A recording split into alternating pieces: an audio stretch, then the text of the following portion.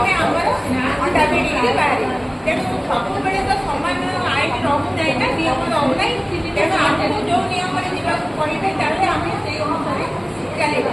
ତେଣୁ ମୋର କହିବା କଥା ଆମ ଭିତରେ ଏମିତି